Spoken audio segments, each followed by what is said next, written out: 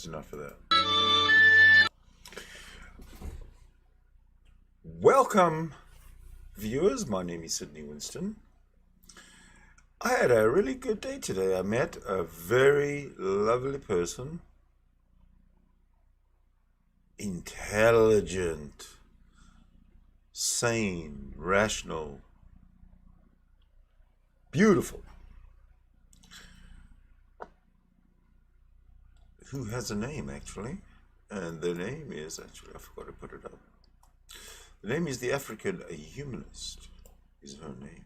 There it is. And I had a very, very nice long chat with this lovely lady. And I found out that she actually has a story. She is an ex-Christian, I should say, deconverted Christian, and is now an atheist. And she has a beautiful way of expressing herself. She comes across as relaxed, trustworthy,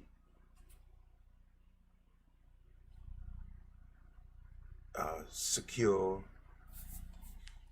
confident, really an all-round beautiful human being.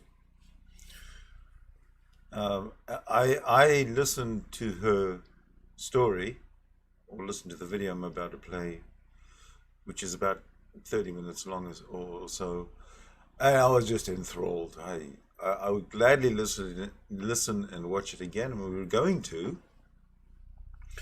And having said that, I just thought we'd get right into it. So here it is, and off she goes, and I go.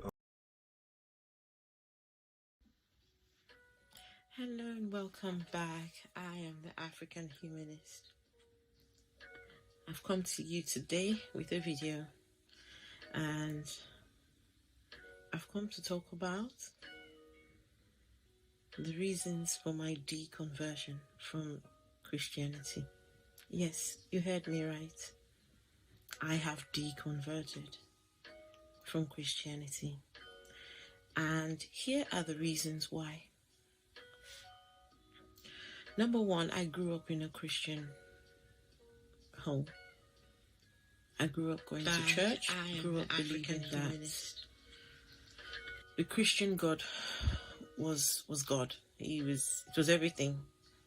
And you had to believe it. You had no choice. You had no say.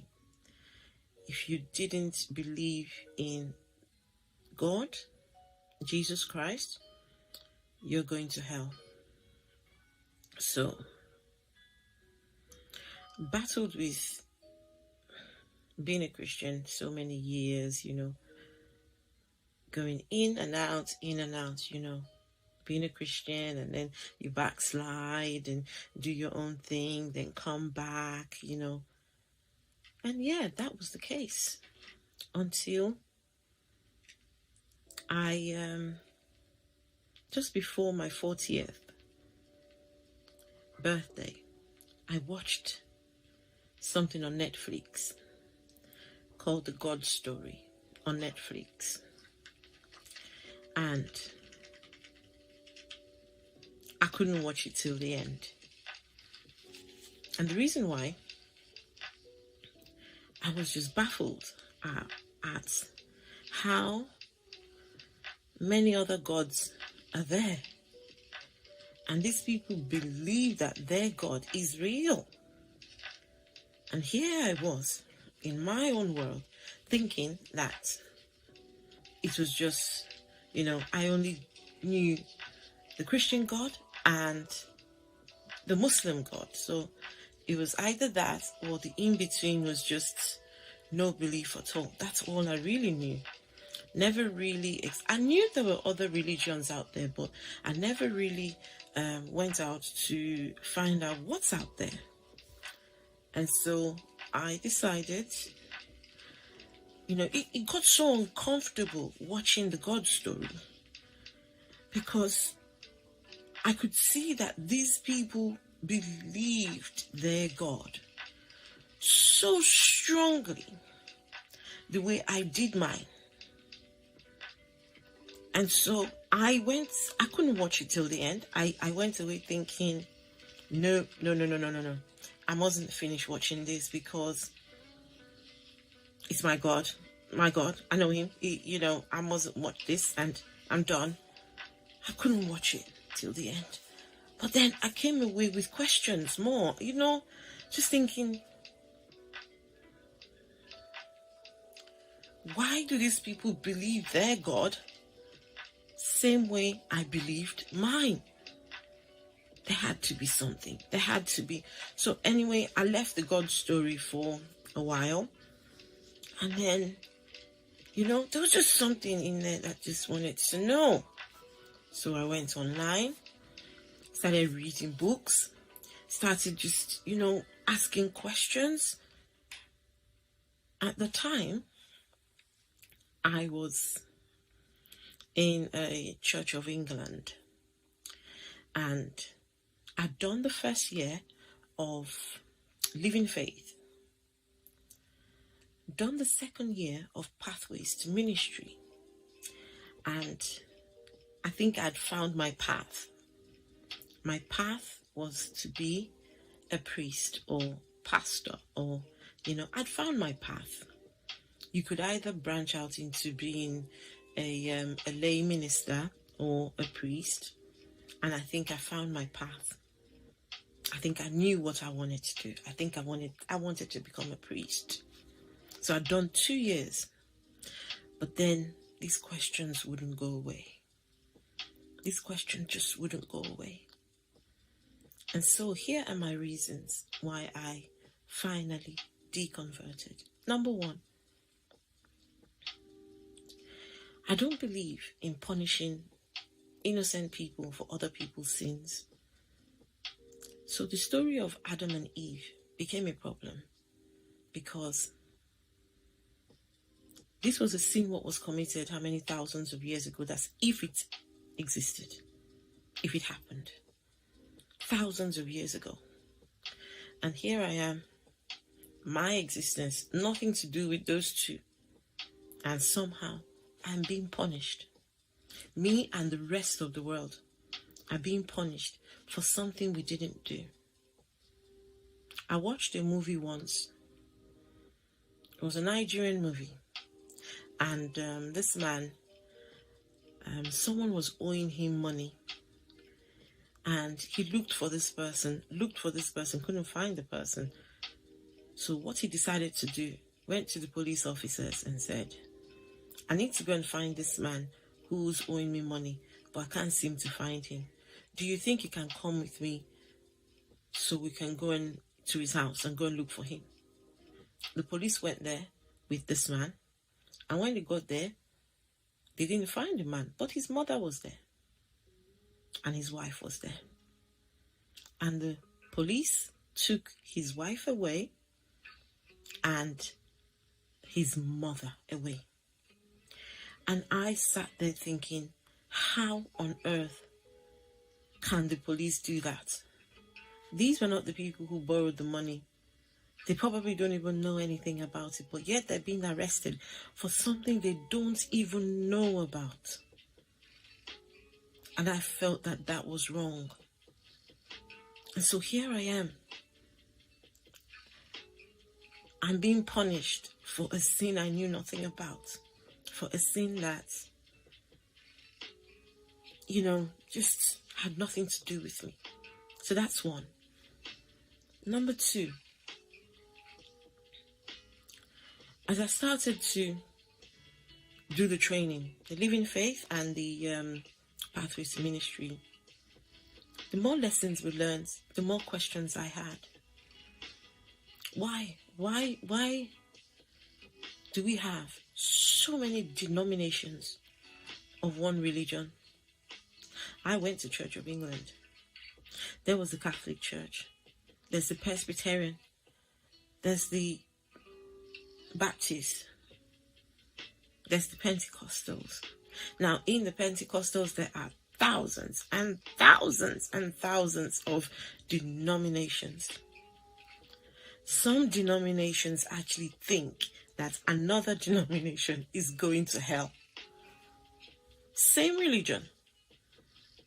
I mean, I went to one of those fundamental Pentecostal, today I regard it as a cult, where you tied the things on your head, you wore no earrings, women don't wear trousers. We didn't even watch television. You were told to throw your television out. These lot actually believed that the other set of Christians, but a different sect from them, were going to hell. And yet this is all inside one religion. Some would say, I am Sele for life. That's me. I am Sele for life. I cannot do another, I can't go to Redeemed Christian Church of God, and I can't go to CAC Church. But you all are practicing the same thing. So why? Why so many interpretations of the one religion? I could not understand it. And the reason why I had this question is because I went to the Church of England, and it was so different, because I've only ever grown up knowing the African Pentecostal religion. That's that aspect of Christianity. That's all I knew. So when I went into something different, yes, it was good, don't get me wrong. Going to the Church of England actually opened my eyes to see that there was good Christians. But why were they so different from each other? And yet they all claim to be serving the same God. I couldn't understand it. Another reason is the contradictions in the Bible. Whether you like it or not, there are contradictions in the Bible. And 66 books in the Bible. Who put them together? Whose idea was it to put the book of Esther, the book of Ruth, the book of Matthew, Mark, Luke, Timothy? Whose idea was it to put all these books together to make one book? But you do realize that these books are written by men. They're not written by God. So it's just like someone like me sat down, wrote a book, and some people decided, oh, okay, your book is going to make it into the book of life, or the book of, what everybody believes. So whose idea, if this book is not written by God, it's definitely written by man. So whose idea was it to put it all together and come up with this ancient text? Number one, another thing again is the issue of the resurrection. I'll come back another day and talk about the contradictions. There's the Old Testament and the New Testament. At what point did the Old Testament God change to become the New Testament God? I struggled with the Old Testament. The God of the Old Testament was just he was just an impatient God. If you did anything wrong, you were struck off like that. But somehow it changed in the New Testament. Jesus came, and we are supposed to look at him as this loving God, and all these things. But in the Old Testament, it's a completely different story. It's different. So where was the change? How did that happen? So I had more and more questions. I'm just a woman with questions, a woman seeking answers. Another problem is slavery. Christianity was a fuel for slavery. The history of Christianity has no good in it. The history of Christianity has brutality, and the acts that were committed against slaves. And the Bible supports slavery. The Bible is a book that is used to support the acts. I abhor slavery. Anything that would make someone make another human their slave. And here we have a book that supports that act. Just ridiculous. Then we have the white Jesus. If Jesus was supposed to be a brown man, how did he become white? Whose idea was it to make him white? And whose idea was it to make the devil black? So all my life, do you know, I hit the age of 40 when I realized that Jesus, if he existed, was not white.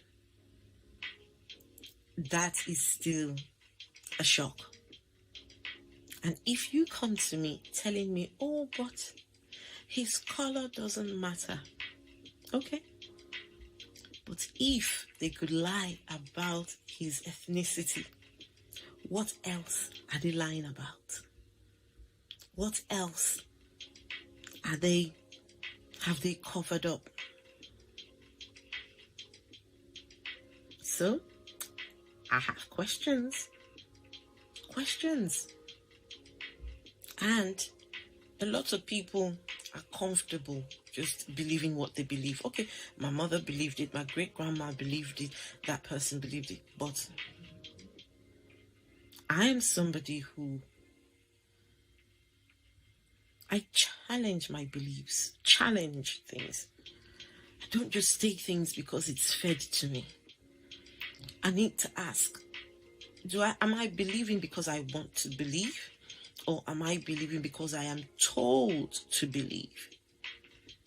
But I choose to question.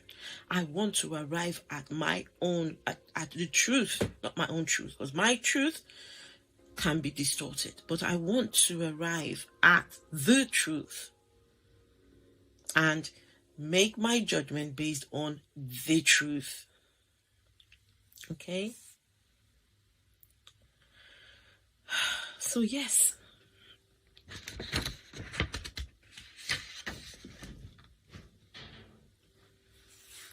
The next thing is the concept of hell. Because I know some of you think I am going to go to hell. You think because I have deconverted that I am going to go to hell. I grew up traumatized by the story of hell. How could a loving God create a place like this for the people he loves? And if people who are innocent are paying the price for somebody else's sin, and yet a place is prepared for them when they die to go and burn in eternity and eternity. And you know, I was a child when I was introduced to hell. I was indoctrinated, made to sit and watch the burning hell, made to sit and watch people burn in the lake of fire in the movies, and made to give my life to Christ. I was scared. How do you scare people into believing? Any religion that makes you scared and make you want to believe because you're scared, then that religion is unhealthy. That religion is not something I would subscribe to. If you must believe a religion, believe because you feel that you feel love. Don't believe because you're going to go to hell. Now, if you think I'm going to hell, I want you to know something. That you are an atheist. I am an atheist. Or you are an atheist. But the difference between you and me is that you only believe your religion. So that means you are going to the hell in the other religions that you don't believe. But I go one step further by not believing even yours. So don't come at me saying I'm going to hell. Because you know what? You're going to hell too. If you're a Christian, you're going to the Muslims' man's hell. If you're a Muslim, you're going to the Christian man's hell. You're all going to hell. So, if you come at me saying you're going to hell, I need you to know that there are other religions' hell. And if you don't believe those religions, you only believe yours, yeah, you might not go to your own hell, but you're going to those other hells. So you're an atheist bar one, the one you believe. But I'm an atheist. I don't believe none. None. Unless, of course, there is evidence to believe. But I would not believe a religion of fear. A religion that tells me that if I die, I am going to hell. So, which hell is it? When all the religions have their own hells.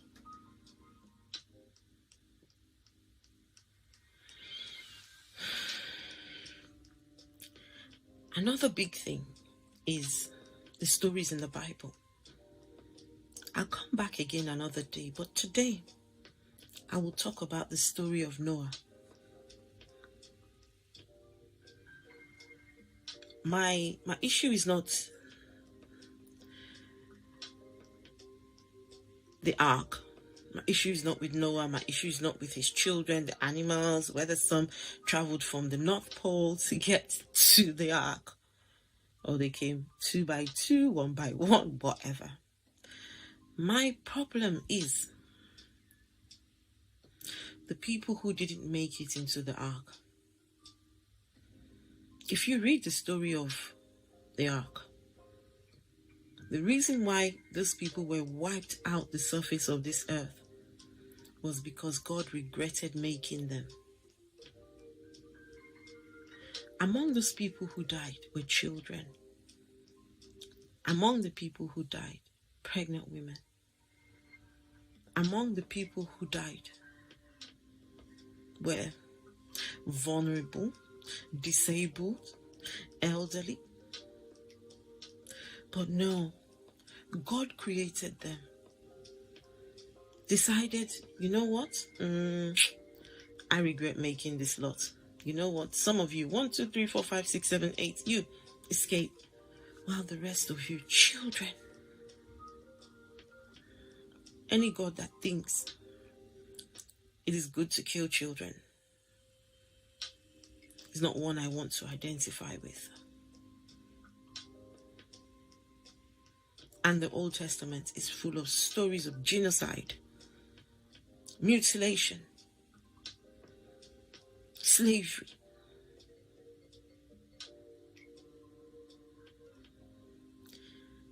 And this is the religion I'm supposed to believe. And they will tell me I'm going to hell.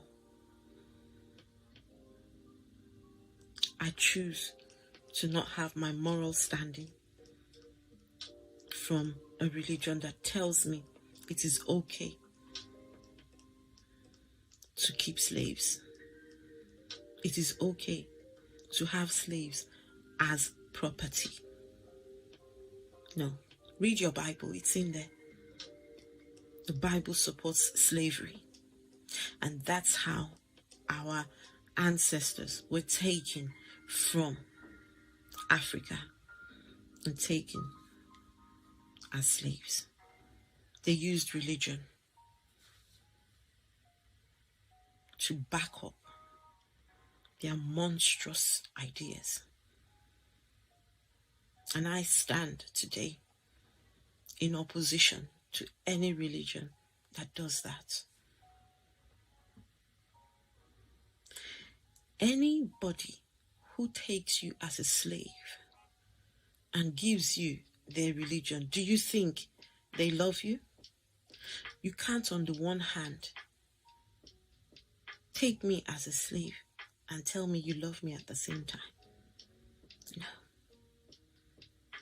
And in the Bible, it teaches, the Bible even goes as far as teaching people how to take more slaves, how to keep them, how to deceive your slave into staying with you for life.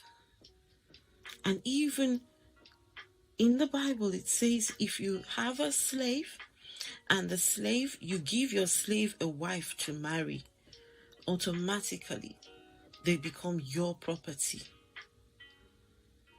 The Bible teaches you how to keep your slave. Thank goodness it's been abolished. But there's still a lot of slavery going on in the world. I got here by asking questions.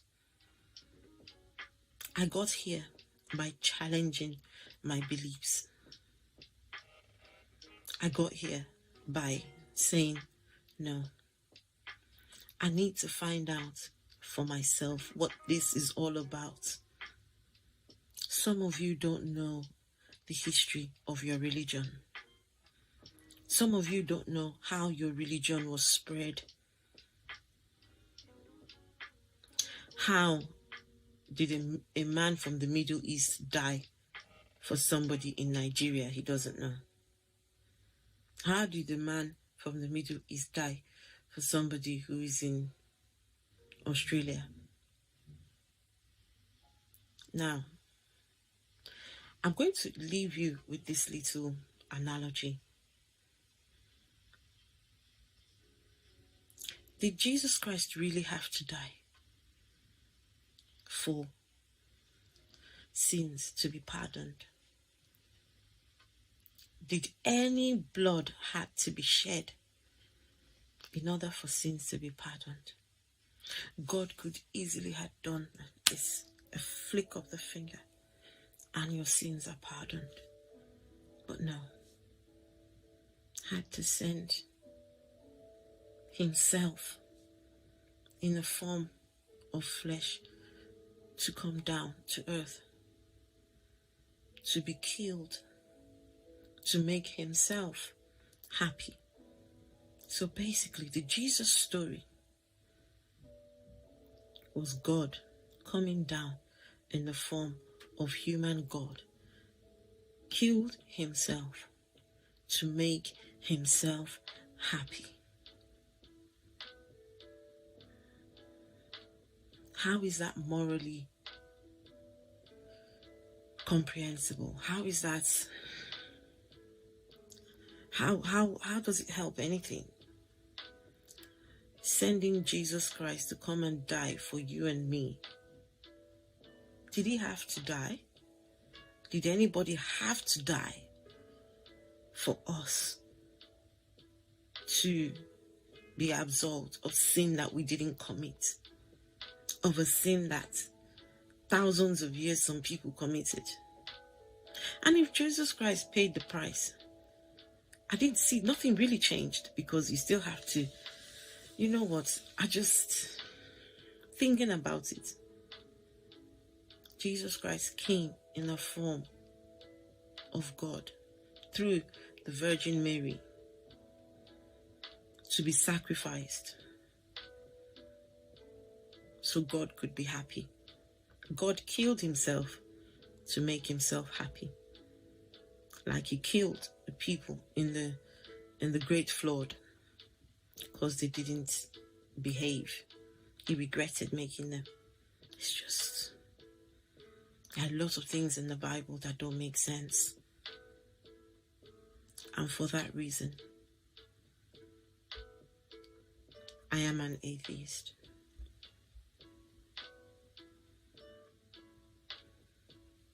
I'm a humanist, but I'm also an atheist. I had to do this video so that people can, people are asking me, what do you believe? What do you believe? And I recently told my nearest and dearest. And so going on from here on out, this is mainly my content. How religion makes good people do bad things. How religion can be distorted. And there's the us and them mentality. You're either for us or you're against us. But I'm a humanist. I choose to see the good in every human. I don't believe in hell. I don't believe in all those stories. I don't believe in the Christian God. Because he killed himself to make himself happy. So no. Some of you might not have heard this before. Some of you might have been asking yourself questions. Feel free to follow where your questions are leading you. Feel free to follow your doubts. Don't let anyone tell you not to express yourself and ask the questions. Religion stifles you. Religion keeps you in shackles. Religion keeps you in chains. And from now on, my channel would be to discover how religion does this and how we're going to free people from the shackles of religion. So from now on, my content would be about freedom from the shackles of religion. And it's going to be a splendid journey. And if you think this has been a one-day thing, please don't be mistaken. I've been asking questions from a very long time. And this journey started a good few years ago. I didn't arrive at this decision overnight. It was a long time coming. I dare you to open your scriptures and look for the contradictions. I dare you to open your scriptures. Look for slavery in there. I dare you to open your scriptures to discover what I am saying. Or I dare you, go online and go and look at the history of your religion. I dare you. Those doubts that you have, I dare you to find the answers. I'm not here to change anybody's beliefs. No way. I wouldn't do it. I'd rather you ask questions. I'd rather you go to where you will find the answers. But for now, I found my answer. Hence why I am an atheist. And I am unapologetically an atheist. A proud atheist, for that matter. So, thank you very much. I am the African Humanist, and I will catch you again on my next one. Thank you. Wow. Now, she is awesome. Don't you think? African Humanist. Now, I was just going to present this particular clip, but now that I've watched it a second time, I'm doubly impressed. I'm more impressed than I was after watching it the first time. So I think I'm going to continue this narrative a little bit and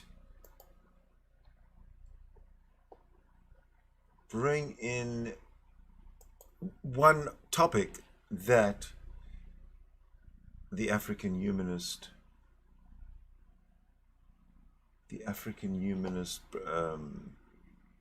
brought up, and that was slavery. So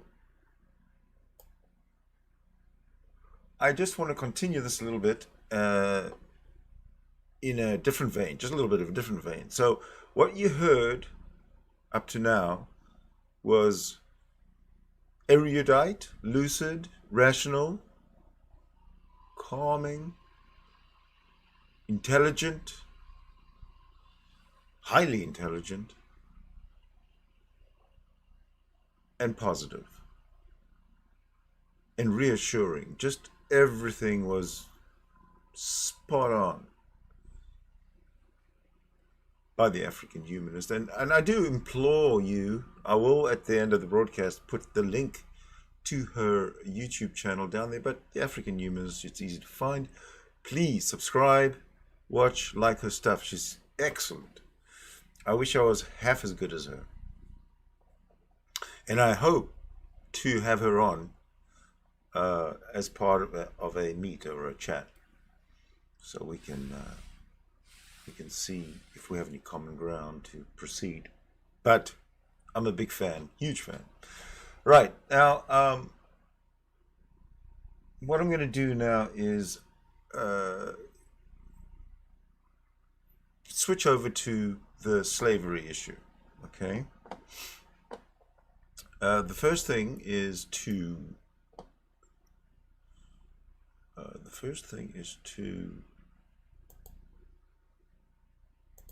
there we go.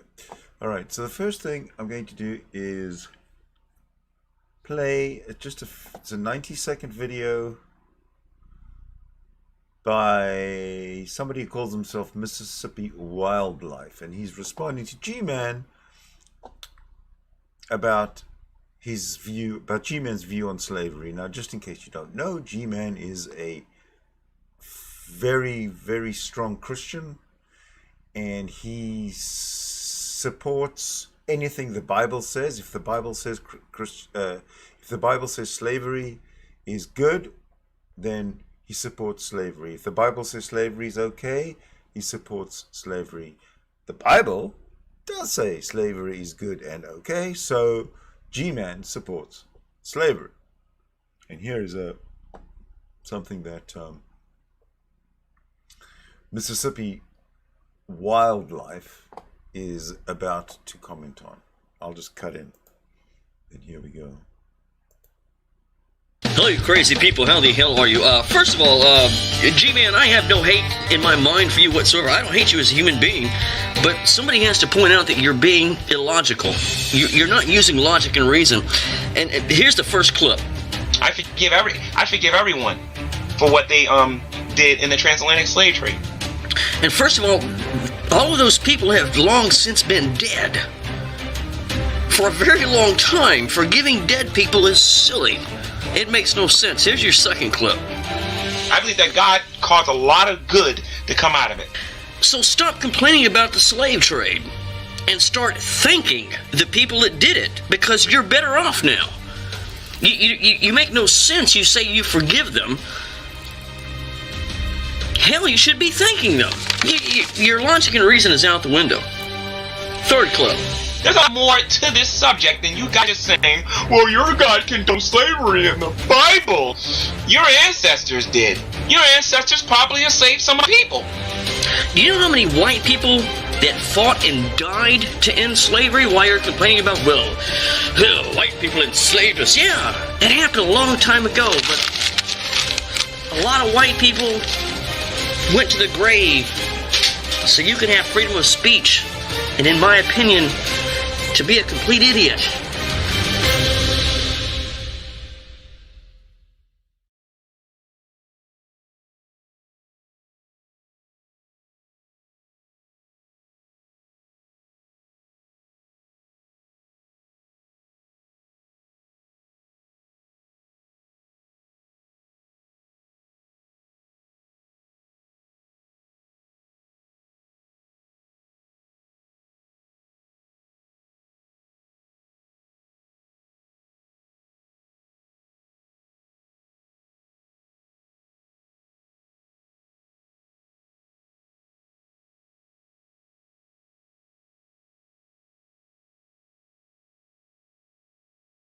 Okay. So anyway, guys, you saw the title of the video. The title of this video today is called Slavery is Not Immoral in of Itself. Slavery is not immoral in of itself. Let me say this again. You owning another human being, which is what Matt Dillahunty was crying about. You want another human being. You know what I mean? Says he was on that show where he cares so much about this topic of slavery. Okay? They keep saying how we're animals all the time, right? Now, remember, they're against slavery now, right? There's no audio? Uh-oh. What's going on? Called slavery is not immoral in of itself. Slavery is not immoral in of itself. Let me say this again. You owning another human being, which is what Matt Dillahunty was crying about. The chat is saying that there's no audio, no sound. So much about this topic of slavery. Can somebody let me know if it's fixed? They keep saying how we're animals all the time, right? Now, remember, they're against slavery now, right? There's no audio? Well, you couldn't hear me. I don't think I was even talking, but now can you hear me? Slavery. Because my microphone was muted, but I've unmuted it, so hopefully you can hear me now. Itself. Let me say this again. You owning another human being, which is what Matt Dillahunty was crying about. I'm going to wait for the go-ahead from the chat is saying that there's no audio, no sound. Okay, cool. So much good about this topic of slavery. Carry on. They keep saying that we're animals, right? Yep, well, exactly. We're animals. I mean, I own a cat. I've owned cats. The cat's my property. Okay? You own turtles. Those turtles are your property. You have dominion over those turtles. I have dominion over my cats, right? Why can't I own a human being if we're animals? Animals can own animals according to them. So why is slavery bad? It doesn't matter how. All right. This is G-Man, by the way, for those who don't know.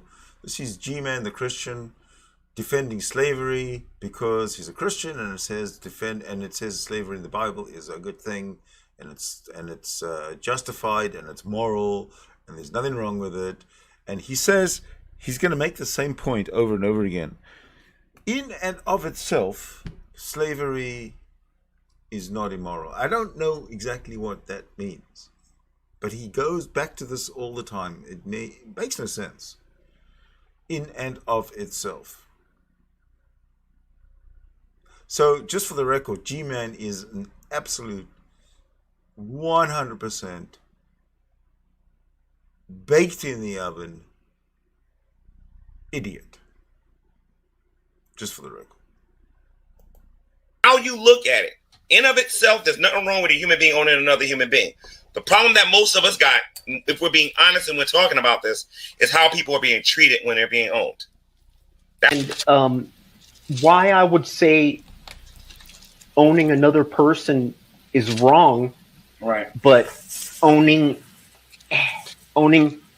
a dog is not the same. Oh yes, it is. Because my dog right here is incapable. I mean, this dog is my property. She belongs to me.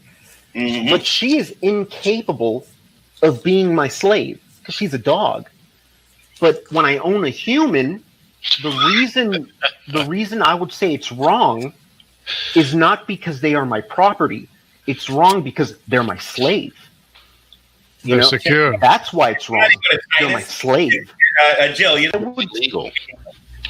I would say, unfortunately, I'm not going to be able to give you a better answer. But Yeah. in my opinion, I would say owning another person is wrong because they're your slave. I'm sorry, I can't elaborate more, but that's just my feeling. That's my feeling.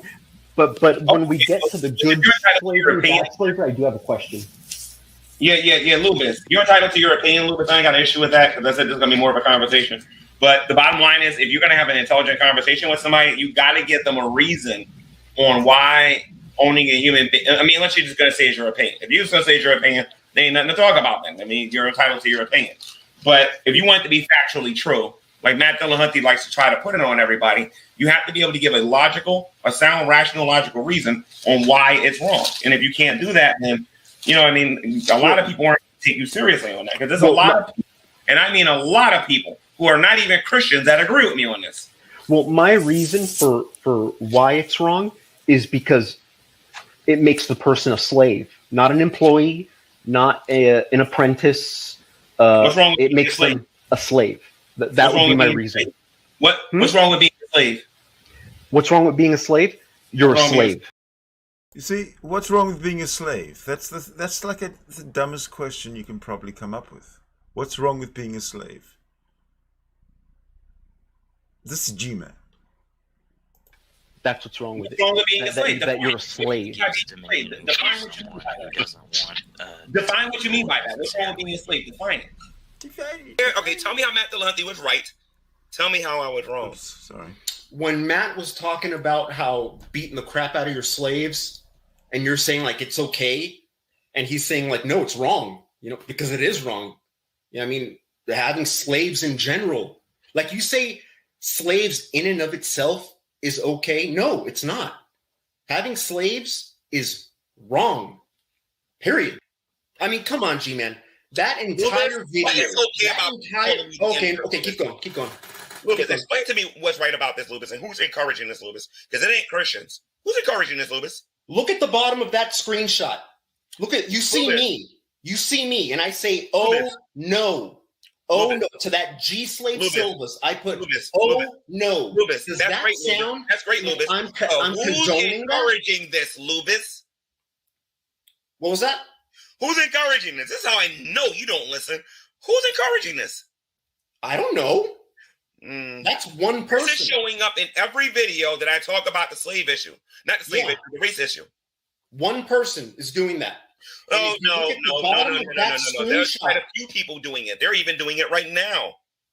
They're not saying the N-word, but they're being racist and the live. It's one name, G-Man. It's a G. How am I going to have an adult conversation with you and you won't be quiet, sir? Do you know how to have an adult conversation? Or should I sick pillbox on you? Sorry. Oh, that is so Darth Dawkins. Did you hear that? Did you hear that? Huh? Can you not have an adult conversation? These guys have the same. I think they get together and they kind of write a script together in a management meeting, and then they share it out and they go on YouTubes and they give the same dumb arguments, every one of them. We see through you, Christians. Yes, we do. Ha, ha, ha, ha. All right, sorry. That was rather silly. Ha, ha, ha. I'll unleash him and let him deal with you if you want. I said I'm sorry. Go ahead. Okay? So let's talk about this now. Why do you defend Scientist Sam? Talking about whether a human being owns another human being in of itself. Okay, so it strikes me as really odd that you feel you must support biblical slavery as not being immoral. Is this really the hill you want to die on? No. That's not what this is about. My argument is that it is not wrong for a human being to own another human being in of itself. The argument that the atheist community is making, that if a human being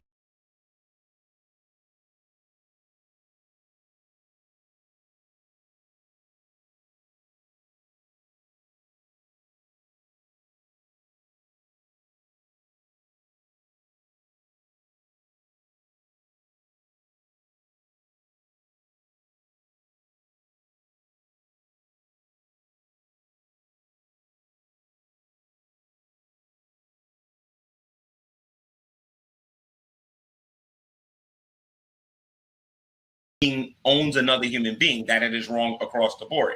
And there's so many ways to debunk that. It's not even funny. For starters, they can't even give me a moral basis, but it's not even fun doing that. It's not even fun doing that. I find it to be more fun to hit them up with their own argument. If you're going to say that it is wrong for a human being to own another human being in of itself, then you got to tell me why. Why is it wrong? I just realized that what is wrong about the very... I just realized that I was muted back there. Sorry. I better make that known. Yes, I know I was muted. Owns another human being, that it is wrong across the board. And there's so many ways to debunk that. It's not even funny. For starters, they can't even give me a moral basis, but it's not even fun doing that. Of owning another human being. What's so bad about it? Okay, so what is your answer for why a human being should never own another human being? Because it violates their basic human rights. It violates human beings. Yes. It violates their basic human rights. What is so difficult to understand about that? Seriously, what is so difficult to understand that? It violates their basic human rights. They are humans. This is why I say that Christians have no humanism inside them. Nothing. You know, this ugly, evil, jealous, unforgiving, merciless piece of shit God that they worship, they fear. They will do anything to, in their minds, because this is where their God lives, they'll do anything to, in their minds, please this imaginary God that's in their heads. It's mass mental illness, this Christianity. And I'm so glad that the African Humanist that I've come across the African Humanist who has a great way of putting across the message of how dangerous, stupid, ignorant, and embarrassing Christianity really is to intelligent human beings. Having said that, I think we'll just continue because I don't want to keep you here all night. I really don't. When. So it violates their human rights, right? I want to make sure I write that down. Yeah, sure. It violates their human rights, right? Yeah. Okay. Do you believe that morality is objective, or do you believe that morality is subjective? To be honest with you, I often find myself hoping that it is objective, that you and I could find some way to prove what is moral and what is not. But I suspect it's largely subjective. Okay, so morality. So that's not a straight answer. I apologize. So it would be based on the other person's. It would be based on the other person's point of view or what their opinion is. Right? Based on their point of view. Right. If you believe that morality is subjective, your point of view is that owning another human being in of itself is wrong. In Israel, okay, more than 2,000 years ago, they didn't believe that. And that's according to their subjective morality. If you believe in subjective morality, who's right and who's wrong? And you believe that it is immoral for a human to own another human. Yes. Okay? Yes. I say yes as well. Big Zebra says yes, and I say yes. 2 against 1. G-Man, you lose. That's a game I can play here, because you have no defense. Even if you were here, you'd have no defense. But I'm just having fun with you, G-Man, because you're such an idiot. There is absolutely nothing immoral about in this, that we have all fallen short of the glory of God. So you explain to me how such deeply flawed people should be allowed to own other people. If they I don't have a problem with another human being owning another human being. I have a problem with how people are treated while they are owned by these people. because I can show you slavery happening in the Bible that even you would enjoy. Oh yeah? Can you believe the stupid that's entering your ears? And that you have to swirl around in your brain? Driving your synapses crazy with trying to process what this all actually means? You know, it's people like, I don't think that health conditions cause aneurysms. I think it's bullshit like this that pinballs around people's heads that cause aneurysms. I don't really, but just having fun. Let me ask you this, What? bro. How you doing, Lubis? Hey, what's up, man? Hey, G-Man, I had a question. When you say it's not wrong for a human to own another human in of itself, what do you mean by in of itself? I don't understand that part. Good question. Left alone, as is. You own me right now, Lubis. End of story, the end. So that's okay. You own me as property. The end. There's nothing immoral about that. The atheist community has been arguing with me for years. Matt Dillahunty argues this on the atheist experience. The atheists, I mean, Jungle Jargon and me have known each other for a while on here now. I think Jesus is Lord and me just started talking like a couple of years ago or whatever. But the atheist for the longest time says that the very act of a human owning another human being as property is immoral. If it is immoral, then the burden of proof is on the atheist to be able to show us why that is immoral in of itself. If you cannot do it, then that logically follows that they have to stop saying that. Hence. Well, I'm wondering if, because the part about owning another person isn't wrong in of itself. I've never heard anybody say that Me part. neither. Been doing that for years. Me neither. What does it mean? And so I'm thinking like, G-Man, what the fuck does it mean? like Just I'm say. wondering if it's because you're trying to like justify it. I mean, because for me, if someone's a slave, that's always bad. Lubis, he's going to explain. Lubis, it is a direct. See, here's the thing, Lubis.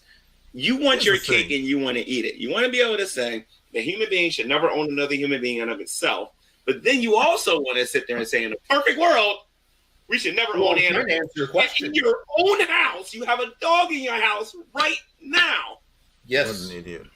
What a Get out of here, man. idiot. You're full of it. You're totally full of it. So anyway, guys, I don't know what you're trying to. I don't know. I mean, are you against it? Are you for it? I don't even know what point you're trying to make. Okay, Lubis, are you aware that I made an argument on the atheist experience that said that there's nothing wrong with a human being owning another human being in of itself? Yeah, are you it's aware a stupid argument. Okay, it's a stupid argument. Do you understand that that's a response to the argument that atheists say that it is wrong for a human being to own another human being, period? It is. It's always wrong for a human to own another human. Now I got two witnesses here. Not if you're going to claim that they're animals, dude.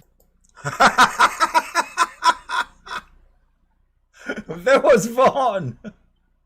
Oh shit! What did I do here? Owning another person isn't wrong in of itself. Hold on. What did I do? Did that just end? Do you understand that that's a response? It's always wrong for a human to own another human. Now I got two witnesses here. Not if you're going to claim that they're animals, dude. Okay. That was the end of it. That was Von Helton. Von Helton's another story, everybody. He's just as Looney Tunes, if not more so, if possible. If it's possible to be more so, he's just as Looney Tunes as G-Man. But tonight's segment is about G-Man and not Von Helton. Right. Now, let me get back to, as they say in the White House, let me circle back to the African Humanist. Because my dear friend, my new friend, who I love dearly, even though I just met her today, she's just an unbelievable person, has something to say. And I'm going to, if I can find the right screen here, I'm going to share her with you. All right, so there you are. I don't know if you need me there necessarily, but I'll sit there and listen for a bit. I don't think I need to be quite that conspicuous, so let me just size it down a bit. Okay.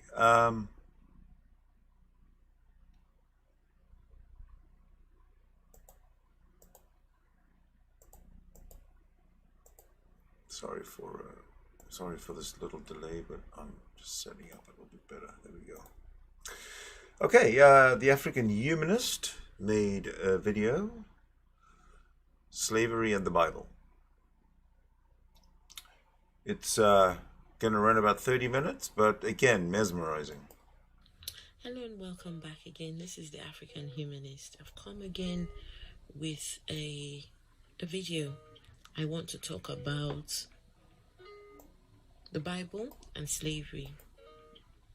Yes, let's talk about it, about slavery. The Bible actually supports slavery. And the people who engaged in slavery actually used the Bible as a guide, because the Bible teaches them what to do, what not to do, teaches the slave master. And the way I see it is a religion given to you by your slave master cannot save you.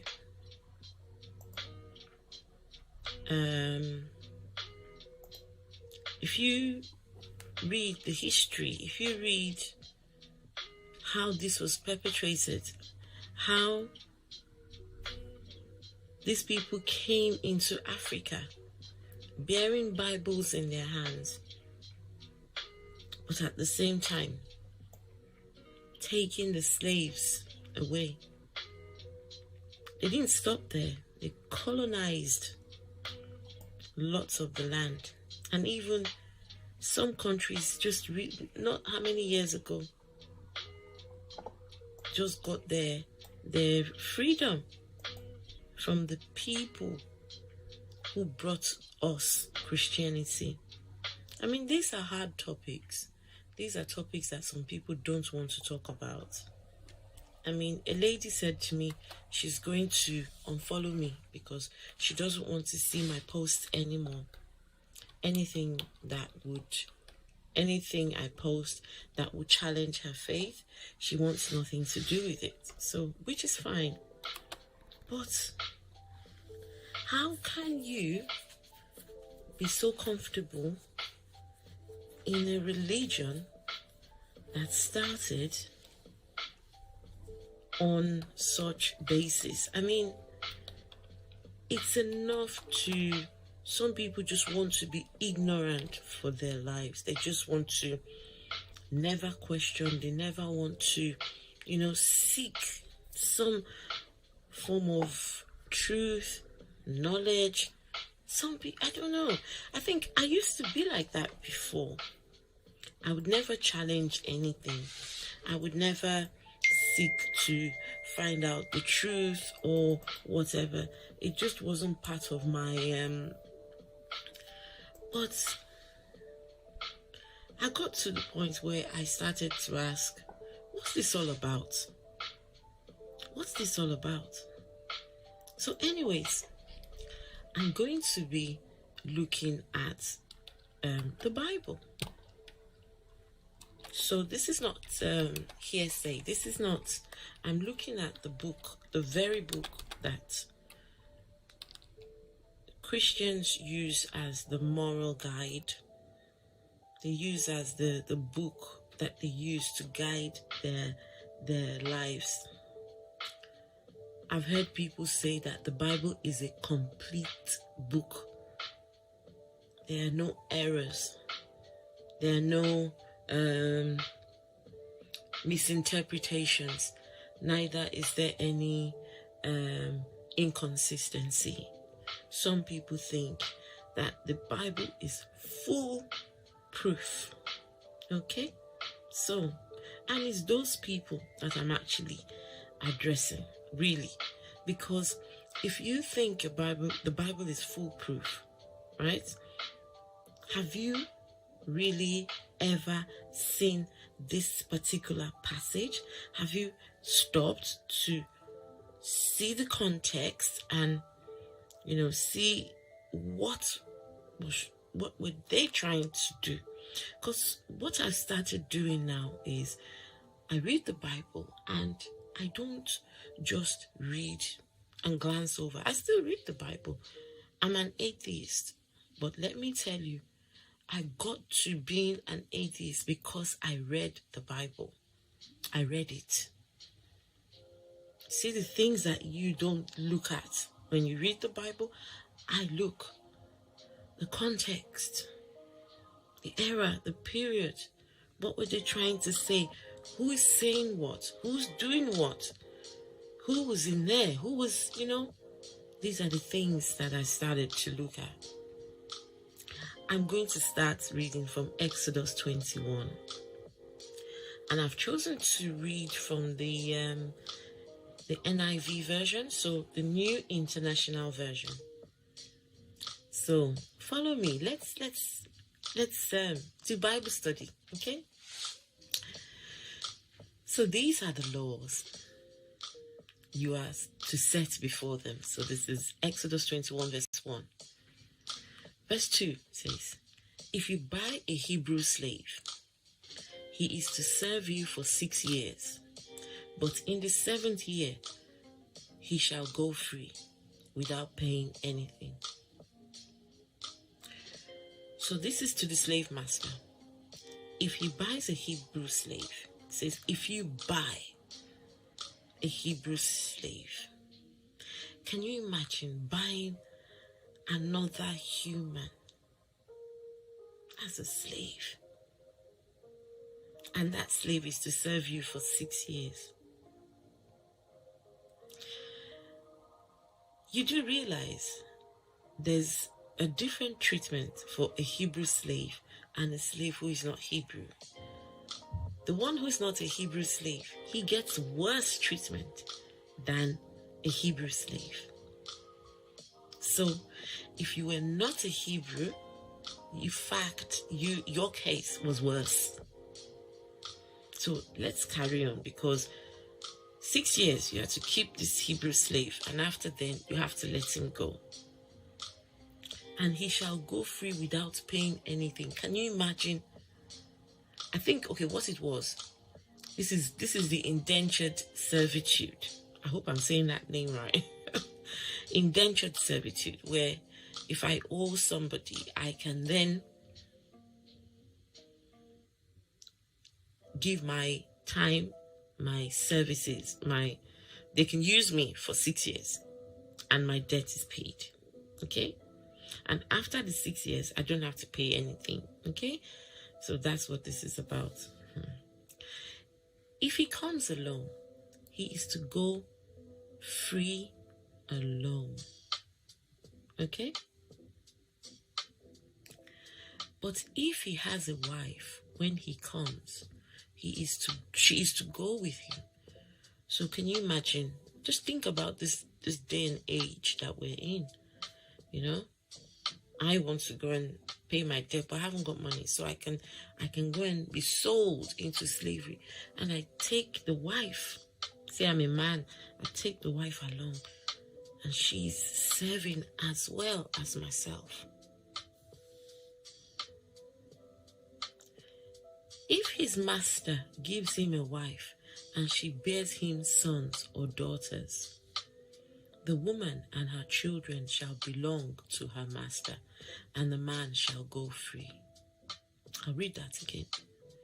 If his master gives him a wife and she bears him sons or daughters, the woman and her children shall belong to her master, and only the man shall go free. So if the slave master gives his slave a wife and she bears children in that time, when it's time for the slave to go, he has to leave his wife and children, because they are the property of the slave master.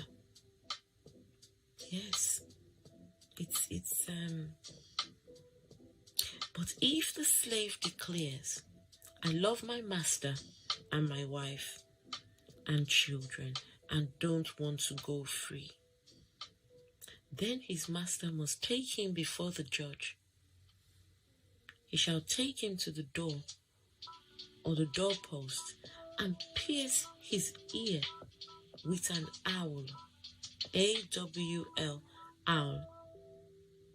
Then he will be his servant for life.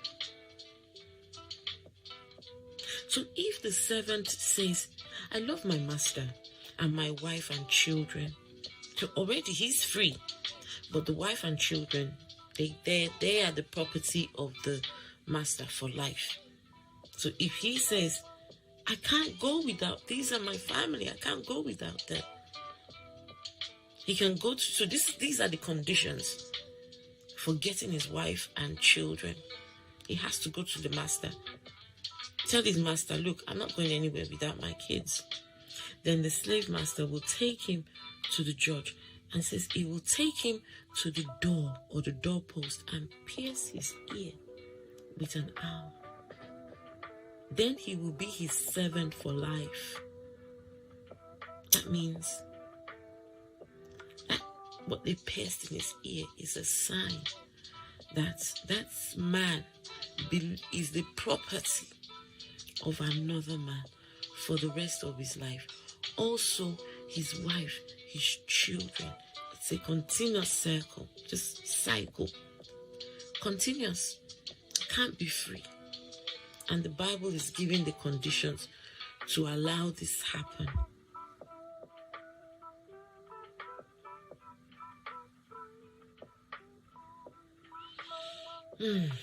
If a man sells his daughter as a servant, she is not to go free, as male servants do. This is verse 7.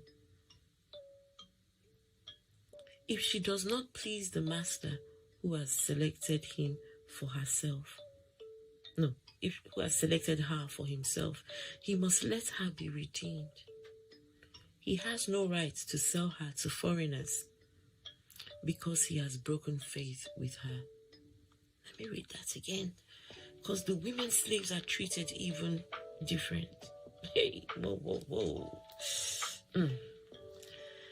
If a man sells his daughter as a servant, they sell the girl children into slavery. She is not to go free, as the male servants do. So the female servant can never go free. If she does not please the master who has selected her for himself, so the master can have her for himself. But if she doesn't please him, he must let her be redeemed. So that means her family can come back and redeem her, maybe pay some money, and then, but he mustn't hold on to her if she doesn't please him. It says he has no right to sell her to foreigners. Ooh. Because he has broken faith with her.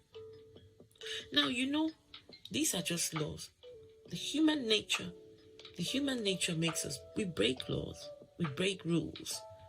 So can you imagine, some people wouldn't listen to this. They would just do whatever they like, sell the women to foreigners, do whatever.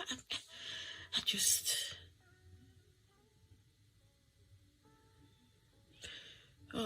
breaks my heart.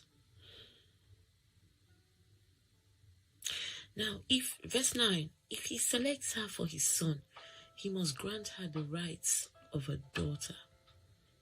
So the Bible has to come and tell them, if the slave master buys that lady for his son as a wife or concubine, mistress, whatever,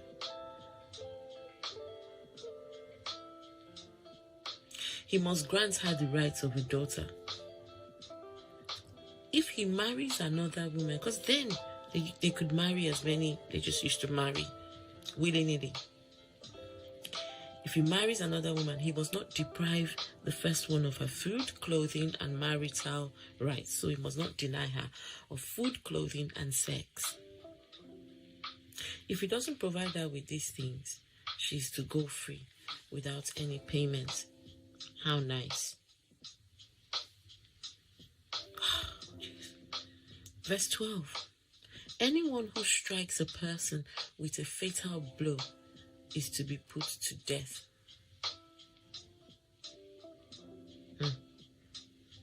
Anyway, never mind. I think that's not the chapter. I think it was verse 20 that I was going to. Anyone who beats their male or female slave with a rod must be punished if the slave dies as a direct result. So if the slave dies,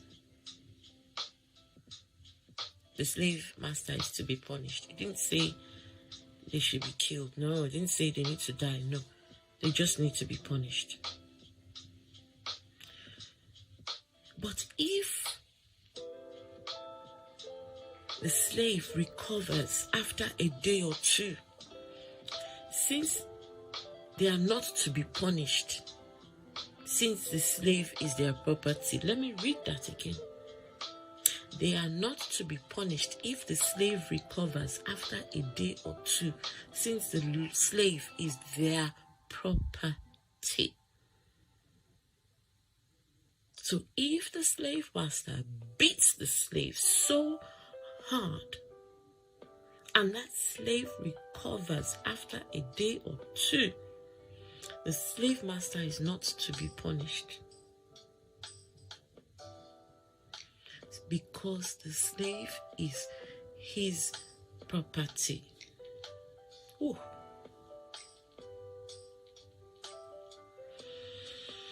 An owner who hits a male or female slave in the eye and destroys it must let the slave go free to compensate for the eye.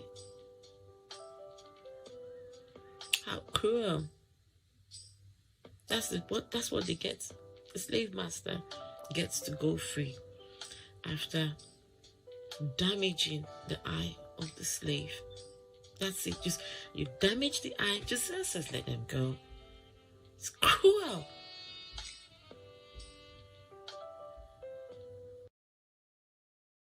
Absolutely. You got to wonder. Okay, so you're a slave, and you're useful as a slave, right? But you're a slave, and your master damages your eye. Now you're useless as a productive slave. You've lost your use, but now you can go free. So you're useless. You're traumatized. You're blinded in one eye. And you have to somehow make your own way in the world now because they've freed you. G-Man, you're a fucking idiot. How can you support this? Honestly. The African Humanist will continue. And any owner who knocks out the tooth of a male or female slave must let the slave go free to compensate for the tooth. It's cruelty. Cruelty. It's in the Bible. It's in the Bible.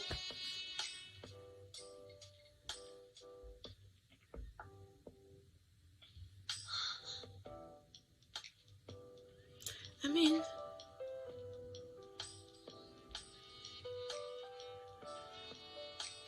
then 32 says, if the bull gores a male or a female slave, so this is about someone who owns a bull. If the slave master owns a bull, and if the bull gores a male or female slave, the owner must pay 30 shekels of silver to the master of the slave. Can you imagine? Can you imagine this? the slaves, and some people will still come and tell me that I'm not looking at the context. I'm not looking at that era was different from this era that we're in. Exactly. But the Bible was what was used to perpetrate slavery. Yes. I've been to a place where they kept slaves, in like a slave museum. It was dreadful. It was dreadful to think. Because this museum is quite close to the sea. So that's where the ships used to stop. And then the slaves are taken away on boats. If you see the chains, if you see the things they used to put them in shackles, you will never, nobody should make any excuses for slavery. Yes. And it's in the Bible that people read every day. And even when Jesus came, even in the New Testament, some people will say, okay, that's the Old Testament. In the New Testament even encourages the slave to be loyal to their masters. Yes, exactly.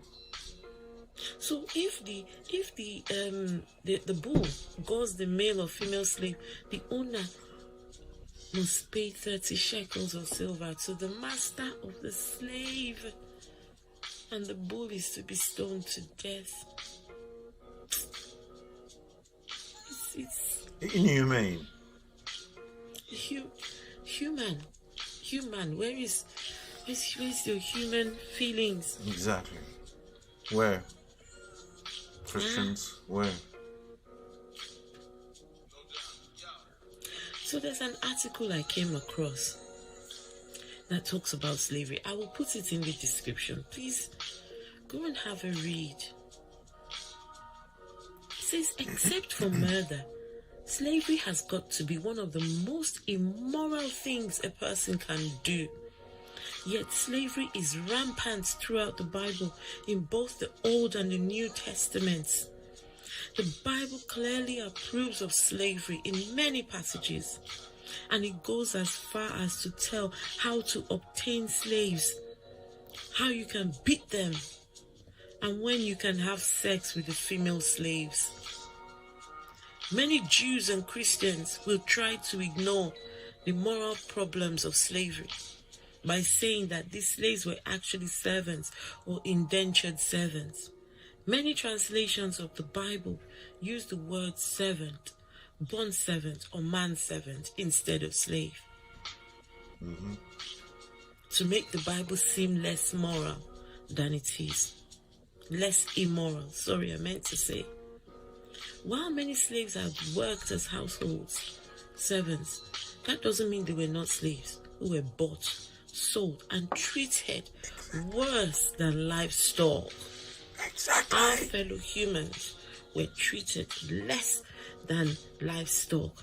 And you tell me that your Bible is a moral book?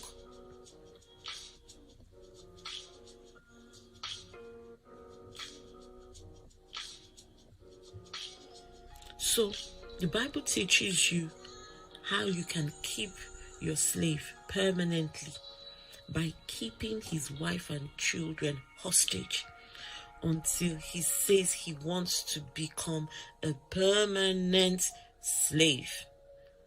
What kind of family values are these?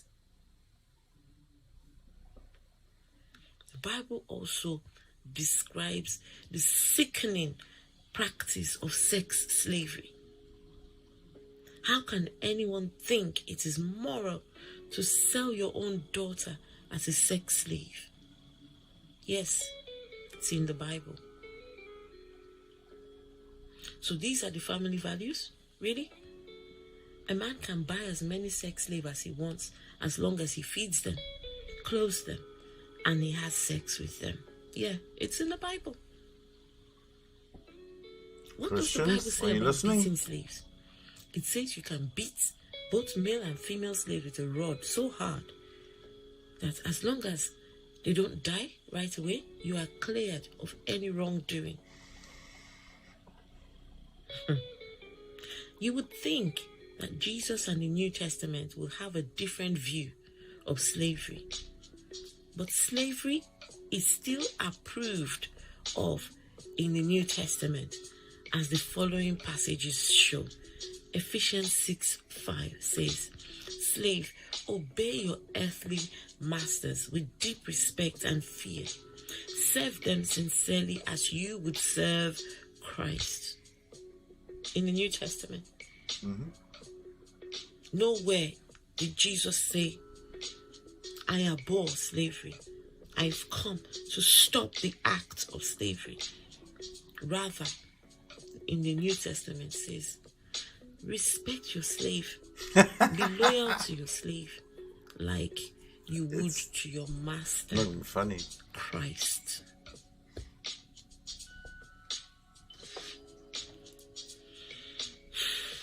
First Timothy 6:1-2. Christians who are slaves should give their masters full respect so that the name of God and his teaching will not be shamed. Hey.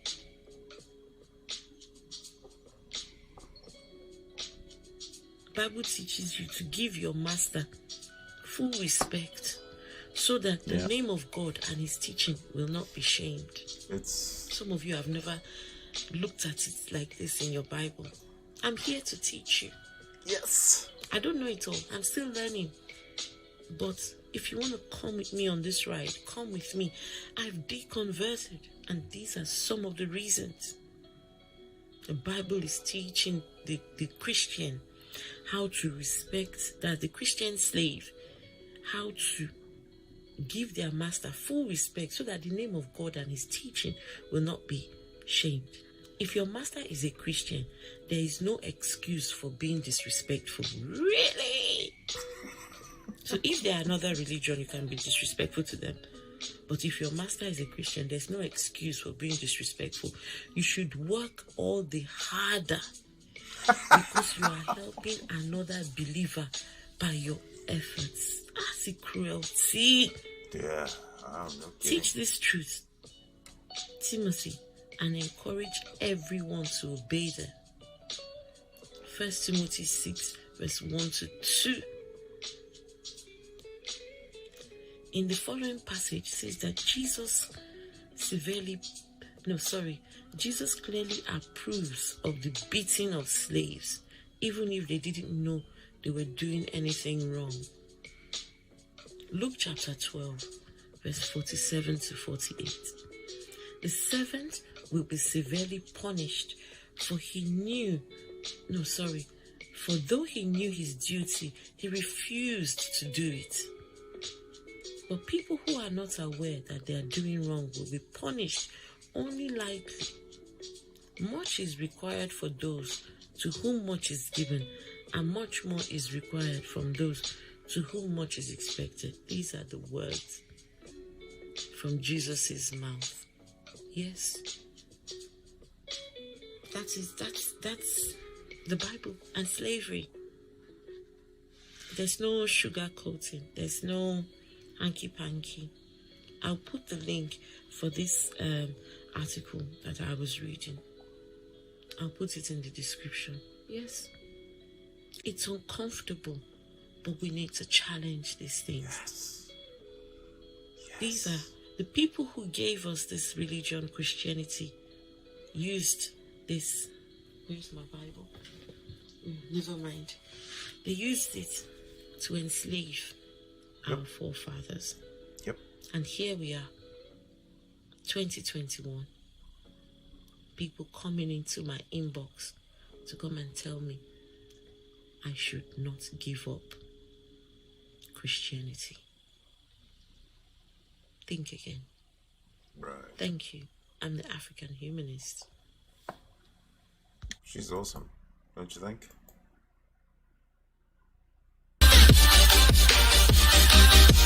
Oops. Oh, that's not the one I wanted. I wanted this one. So there you have it. That's G-Man debunked. And that's really all the clips I have for you for this segment. What I want to know is there anybody out there who wants to join a chat room, like a meet. I can open one up and we could chat, either carry on in this stream or open up another stream or just go to a private meet. You can let me know in the side chat, and in the meantime I will